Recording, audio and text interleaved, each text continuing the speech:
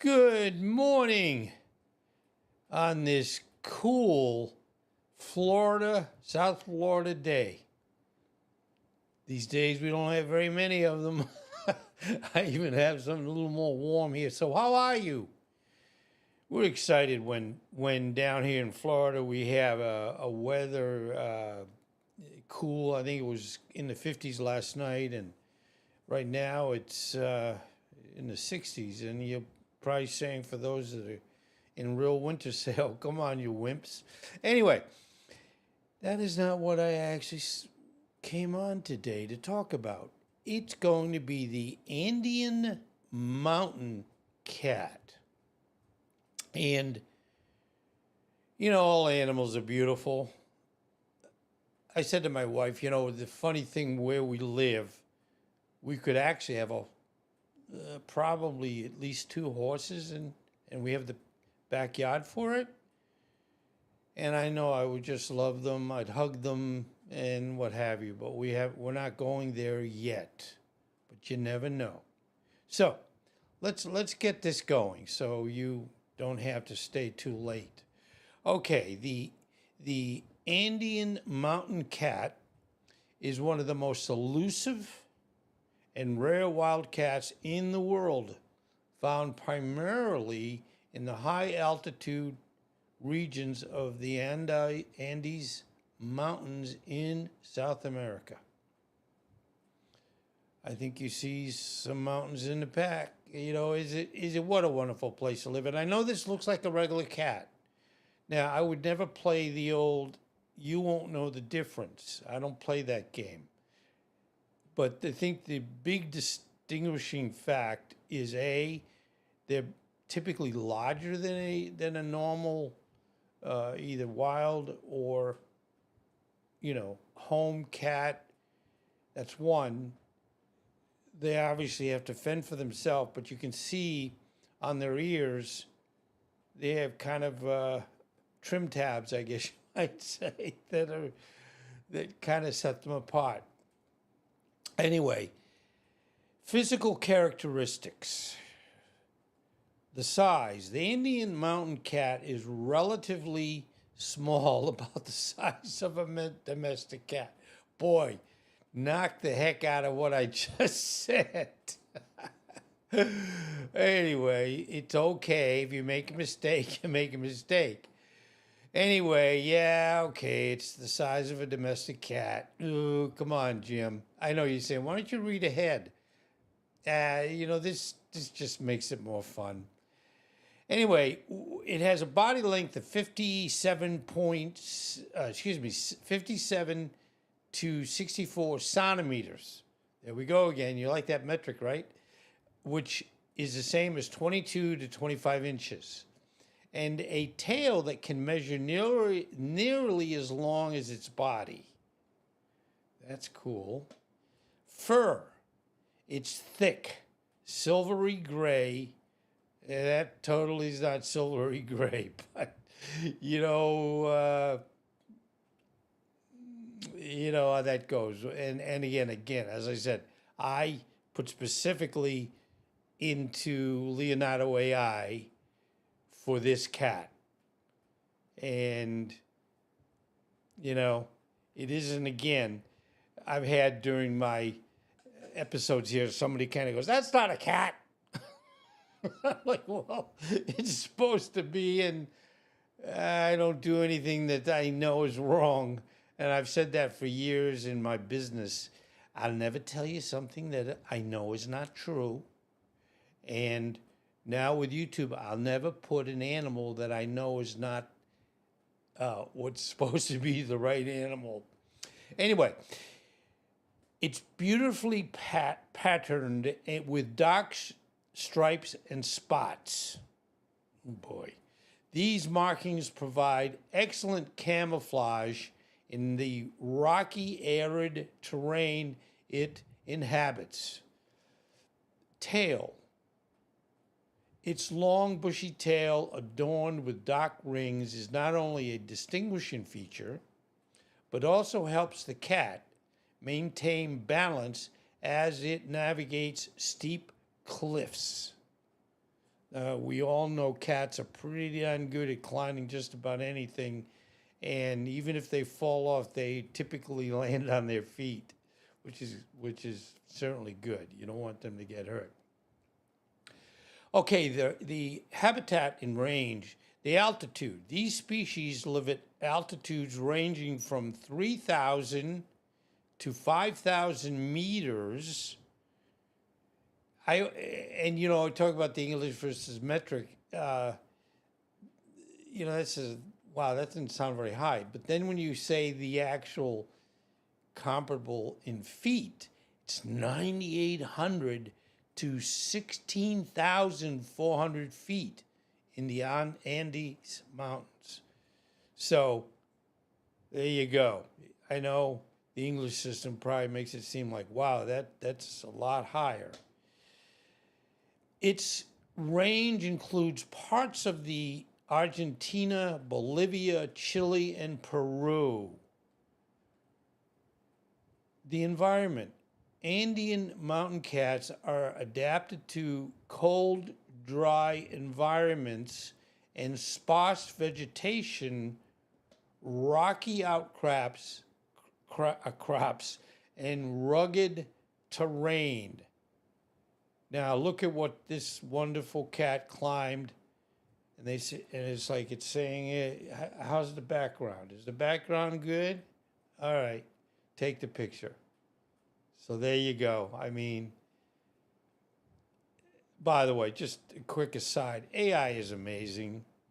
I mean, I admit it, and I did have one series where I would literally sometimes, it doesn't happen too much any longer, but I would put in to do an animal and it would come up with 20 legs or some weird thing. And I even saved those incorrect,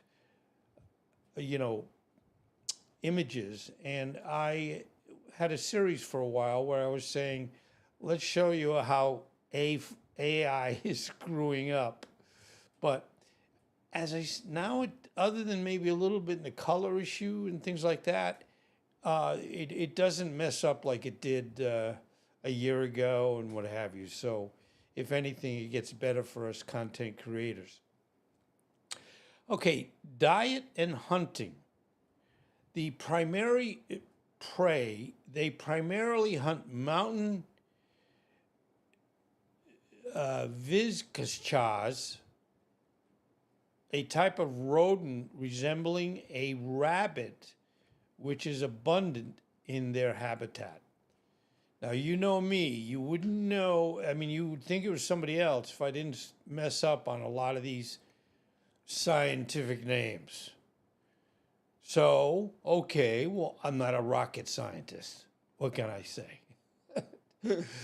Oh, we're so blessed every day. Okay, it's hunting behavior. Solitary and stealthy. These cats rely on their camouflage and agility to ambush prey, often in harsh, wind-swept landscapes. Now, their conservation status, and this comes up on most of my animal presentations because, the world doesn't stay the same. People encroach upon territory, deforestation.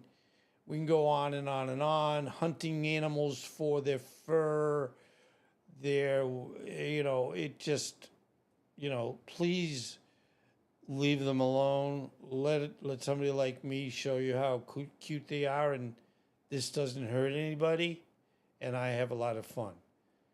So I always have in my life attempted to do what we call win-win situations. So when in business, and I've been in business, oh my God, 30, 40 years, I always felt like, let's do a win-win situation. Because if it's a win for me and a lose for you, it isn't going to work. If it's a win for you and a lose for me, it isn't going to work. So I've always tried for both of us or whoever I'm going to work with as being we're both going to gain. The Andean Mountain Cat is classified as an endangered species by the IUCN red list with fewer than 25 mature individuals estimated in the wild. You know, you feel bad about that because we deserve to be here, they deserve to be here. And I think the recognition is that we can live together and both gain and live our life out, hopefully happily, and their life, hopefully happily. We're also got a problem with habitat loss due to mining, agriculture, and human expansion. Decline in the prey population, that's another thing. You know, when I did see this when I was pulling the specific information. And, you know, the animal ecosystem, it's like, not that we'd love to see one animal going after another animal, but you know, the reality is in the wild, they will have to survive. And in a lot of cases, unfortunately, they survive related to other animals or small animals. And this, as I said, they go after a small rodent. Persecution from local communities who may mistakenly view them as a threat to livestock. Oh, come on. If they're the size of a cat, how much do you really think that these, you know, the cats, Andean cats, are going to go after livestock? Ain't going to happen. But, you know, sometimes rumors or stories take on a life of their own. Okay, their cultural significance. In some Andean communities, the cat holds spiritual importance, which has helped foster efforts for its conservation. That is cool. If you're in an Indian town, village, and you go, these Andean cats, we preserve them, save them, protect them, because it could be my mother. Spiritually, it could be my mother or dad. So let's make sure they're okay. Okay, their behavior mystique. Little is known about the behavior of the Andean mountain cat, as it is, as we mentioned, rarely observed in the wild. It is primarily nocturnal, which is smart, only come out at night, and solitary, making sightings extremely rare. How the heck do you catch them? And someone say, oh, you get traps and traps, but hopefully their elusivity helps them stay away from bad people. Its enigmatic nature has earned it a near mythical reputation among wildlife enthusiasts. Okay, their conservation efforts. Several organizations are working to protect the Andean cat through research, studying its ecological distribution, community engagement, educating local populations about the importance of the species, protected areas. You can't go there. That's great. Big signs saying don't go. Well, a lot of people go, well, if there's a sign that saying not going to go, I think I'm going to go because it must be something cool. You know how it goes. Establishing reserves and limiting human activity in critical habitats. Yeah, I get it. Come on, I'm sorry. It's not that I'm trying to pick on people, but leave the animals alone. You know, please? Anyway, thank you for being here today. If I didn't have this to do, because if you watch my videos, I'm basically 75, and I love what I do. Even though, I'm slowly progressing, it doesn't move very quickly. If anybody said to me, how's YouTube? Are you rich? I'd say, no. Are you ever going to be rich? No. Are you going to make some money sometime in the future? Yes. But what is neat about this, if anybody's listening, anybody's having fun, if you would enjoy doing this, one thing leads to another. And like, for example, and again, I'm sorry if I go off on tangents, but I love road equipment. This is not sponsored. Yes, I'm going to be selling road equipment on my website, and I'll talk about that again. But what happened is, the mic I'm using, the headphone, I've got a Streamer X, but and I have other mics, and I have the Pro 2. But what was wonderful, last March, Rode asked me, and this isn't secret, because it was released about a month, probably 5 to 6 weeks ago, to the wild. So we couldn't say anything. We had signed a non-disclosure agreement. Anyway, they came out with the Rodecaster Video. Now, as you know, Rode is very well known for their audio products. Their first foray into combining audio and video is in the Streamer X, also called as a Rode X. And it allows you to obviously capture the audio, modify the audio, but it also has a capture card that captures the video. So what happens is I go online, I create the presentation, pull the pictures, pull the accurate description of, in this case, the Andean Mountain Cat, and I then go online streaming. And this is, as you know, live. And as I've had issues like yesterday, no reason, because I'm listening to myself. So if the audio was like bad, in one sense, I should know it. But yesterday, and I think it was just one of my settings in the camera I use, it was scratchy. And of course you go, oh no. Because again, even though over the time I've been doing YouTube, they say, don't delete anything. Well, as I've said, probably this is my 6th, 7th time, if it's bad, it gets deleted.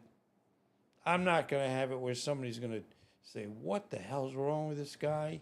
And, say, I'm not going to watch anything he does again. Now, I know at times they're probably saying, way to go. I was, even if it was bad, I was watching it. It's gone. Well, I did it again. And it was, and I did make one change on my camera, thinking, and that's what's fun about YouTube. It could be a cable, it could be the moon, it could be the sun, it could be that it's cold. You don't know. So you have to kind of do a lot of trial and error to get there. But anyway, thank you. I've spoken a little bit too much today. But I guess I like to talk. Anyway, have a blessed day. Thank you for being here. And I'm doing different things that are going to help the channel. Thank you. And you help me. Take care.